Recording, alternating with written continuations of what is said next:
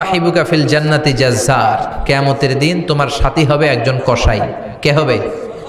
জোরে বলেন না। সাইয়েদনা মুসা আলাইহিস সালাম একটু ফেড়া হলেন, কিরে কসাই কেন আমার সাথী হবে? আমি নবী মানুষ, নবী হবে আমার সাথী, আল্লাহর ওলিরা হবে আমার সাথী, কেন কসাই হবে আমার সাথী? রব্বুল আলামিন বললেন, মুসা যাও নিজেই যে দেখে আসো কেন কসাই হবে তোমার সাথী। সাইয়েদনা মুসা আলাইহিস সালাম কসাইয়ের দোকানে গেলেন, যে দেখে না কসাইয়ের স্পেশাল কোনো আমল নাই, খালি গোশত কাটে। কি কাটে? সারাদিন গোশত কাটার পরে বিকেলবেলা বড় একটা গোশতের টুকরা নিয়ে প্যাকেট করে বাড়ির দিকে রওনা হয়। সাইয়েদনা মুসা আলাইহিস সালাম তিনিও কসাইয়ের পেছনে পেছনে ছদ্মবেশে রওনা হয়ে যায়। কসাই বাড়িতে ঢুকার পরে সাইয়েদনা মুসা আলাইহিস সালাম দরজায় নক করতে লাগলেন। কসাই দরজা খুলে দিতে লাগলো। সাইয়েদনা মুসা আলাইহিস সালাম পরিচয় গোপন করে বলে, আমি একজন মুসাফির, আজকে রাতে ও কসাই ভাই আপনার বাড়িতে থাকতে চাই। কসাই বলে, আহলান সাহলান, আসেন, এই ঘরের মধ্যে বসেন, পাশের ঘরে আমার একটু কাজ আছে। পাশের ঘরে যে কসাই মাচার উপর থেকে বৃদ্ধা একটা নারীকে নামিয়ে নিজ হাতে গোসল করে টাওয়াল দিয়ে গা মুছে গোশত রান্না করে রুটি বানিয়ে রুটি আর গোশত এই বৃদ্ধা মহিলার মুখের মধ্যে তুলে দেয়।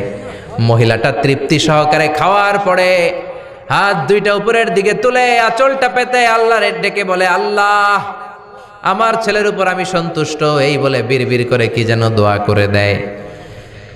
মহিলাটাকে খাওয়ানোর পরে কসাই প্লেটের মধ্যে গোশত আর রুটি এনে সাইয়েদনা মুসার কাছে এসে বলে, ও মুসাফির ভাই, এই নেন আপনার রাতের খাবার। রাতের খাবার খেয়ে আপনি ঘুমিয়ে যান, সকালে আপনি যাবেন আপনার পথে, আমি যাব আমার দোকানে। সাইয়েদনা মুসা বলে, ও কসাই আগে বলো এই বৃদ্ধা মহিলাটাকে। কসাই বলে, বৃদ্ধা মহিলাটা ছাড়া দুনিয়ায় আমার কেউ নাই, আমি ছাড়াও এই বৃদ্ধা মহিলার কেউ নাই। এই মহিলাটা হলো আমার জনম দুঃখিনী মা, মা ছাড়া আমার কেউ নাই, আমি ছাড়াও মায়ের কেউ নাই। প্রতিদিন আমি আমার মারে গোসল করাই, নিজ হাতে রান্না করে খাওয়াই।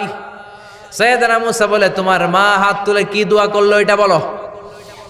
কসাই বলে, আমার মা প্রতিদিন রাতে খুশি হয়ে একটা পাগলা দোয়া করে, গত কয়েক বছর ধরে এই দোয়াটা করছে, অনেক বছরের দোয়া, আমি জানি কোনো দিন এই দোয়াটা কবুল হবে না।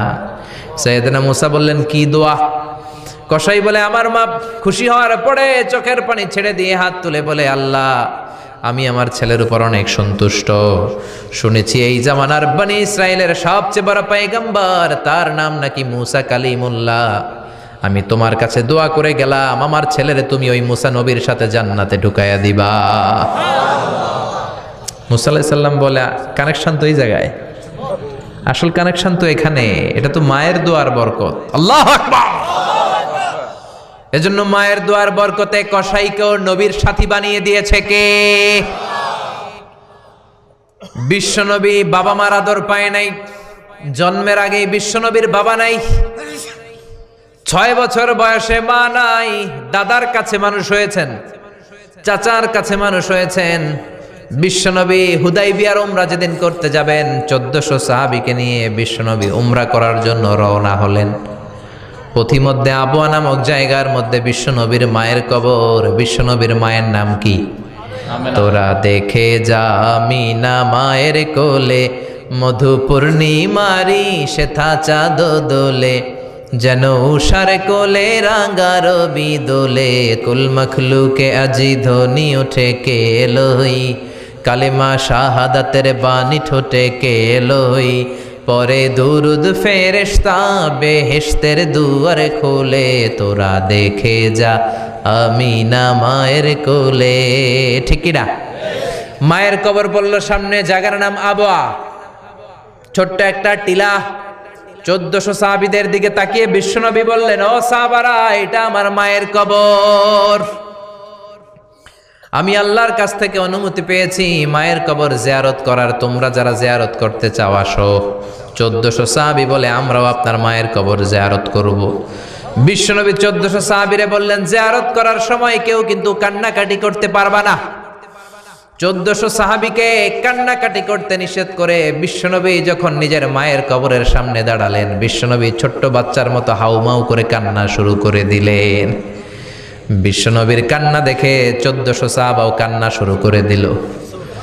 বিশ্বনবী 1400 সাহাবীদের দিকে তাকিয়ে ধমক দিয়ে বলে, তোমরা কাঁদো কেন? সাহাবারা বলে, নবী আপনাকে আমরা অনেক ভালোবাসি, আপনারে কাঁদতে দেখলে আমাদেরও কান্না আসে, আপনার চোখ দিয়ে দার দার করে পানি নামতে দেখলে আমরা আমাদের দুটি চোখ আর শুকনা রাখতে পারি না। বিশ্বনবী বললেন, আদ্রাকাতনি রাহমাতুহা ফাবাকাইতু, আমার ছোটবেলার স্মৃতি মনে পড়েছে, আমার মা যে আমারে আদর করেছে ওই স্মৃতিগুলো আমার মনে পড়েছে। আমার মা আমেনা আমারে জাইতুনের তেল মালিশ করে দিত গায়ে, আমার মা আমেনা আমারে জামা পরিয়ে দিত, কোলে নিত, আদর করত, চুমু খেত, ওই স্মৃতিগুলো আমার মনে পড়েছে, তাই আমি কাঁদি, তোমরা কাঁদো কেন? বিশ্বনবী মায়ের আদর পায় নাই, কিন্তু মায়ের কবরের সামনে দাঁড়িয়ে ছোট্ট বাচ্চার মতো কেঁদেছে। এজন্য মায়ের দোয়ার দরকার আছে না নাই? বিশ্বনবী কানা ইউকাসিমুল আহমান ফিল জিআররানা, জিআররানা নামক জায়গার মধ্যে বিশ্বনবী কুরবানির গোশত বিতরণ করছেন। কিসের গোশত? বাংলাদেশে কুরবানির গোশত বিতরণ হয় কি হয় না? জোরে বলেন। বিশাল লম্বা লাইন, বিশ্বনবী লাইনের মধ্যখান থেকে বৃদ্ধা একটা নারীকে আলাদা করে নিয়ে আসলেন। বিশ্বনবী নিজের গায়ের চাদরটা বিছিয়ে দিলেন, মহিলাটারে বসালেন, বড় একটা গোশতের টুকরা দিলেন, প্যাকেট দিলেন। বৃদ্ধা মহিলাটাও বিশ্বনবীর মাথার মধ্যে হাত বুলিয়ে দিয়ে দোয়া করে গেল।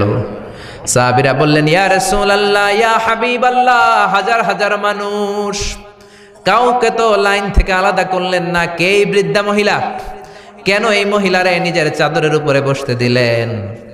বিশ্বনবী বললেন, জন্মের আগে আমি বাবা হারালাম, 6 বছর বয়সে মাকে হারিয়েছি, মায়ের বুকের দুধ আমি খেতে পারি নাই, যেই মহিলাটারে আমার চাদরের উপরে বসতে দিলাম এই মহিলাটা হলো আমার দুধ মা হালিমা, বনু সাদ গোত্রের হালিমা। এই হালিমার বুকের দুধ খেয়ে আজকে আমি তরতাজা নবী মুহাম্মদ। চিল্লায় কোন আল্লাহু আকবার। এজন্য মা বাবার দোয়ার দরকার আছে না নাই? কখনো মা বাবার সাথে বেয়াদবি করা যাবে না, গরম আওয়াজে কথা বলা যাবে না, উচ্চবাচ্য করা যাবে না, কোমল আচরণ করতে হবে, মা বাবার দোয়া নিতে হবে। কোনো কারণে মা বাবার সাথে যদি ঝগড়া হয়, বাক বিতণ্ডা হয়, আজকের মাহফিলের পরে মা বাবার পা ধরে আমরা ক্ষমা চাবো। রাজি আছেন? সবাই রাজি আছেন? কেউ যদি মা বাবার পা ধরে ক্ষমা চায়, মা বাবা কি ক্ষমা না করে পারে? আর আম্মা আব্বার পায়ে ধরে চোখের পানি ছাড়তে কি কোনো লজ্জা আছে? জোরে বলেন আছে? আজকে আমরা ক্ষমা চাইবো, আজকে আমরা দোয়া নিব। মা বাবার দোয়া সবচেয়ে বড় দোয়া। মায়ের দোয়া থাকলে ওই ব্যক্তি কখনো ব্যর্থ হয় না। মায়ের দোয়া, আল্লাহর রহমত, এই দুইটা যদি জিনিস যদি কারো জীবনে থাকে, সফলতা তার হাতে ধরা দিবে, ঠিক কি না? এজন্য আল্লাহ বললেন, আমার স্পেশাল ফয়সালা দুইটা। কয়টা?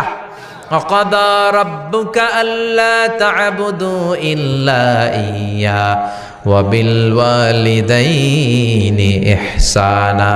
প্রথম ফয়সালা ইবাদত হবে একজনের, তিনি কে? আল্লাহ। আল্লাহ ছাড়া অন্য কারো জিকির করা যাবে? আল্লাহ ছাড়া অন্য কারো কাছে চাওয়া যাবে?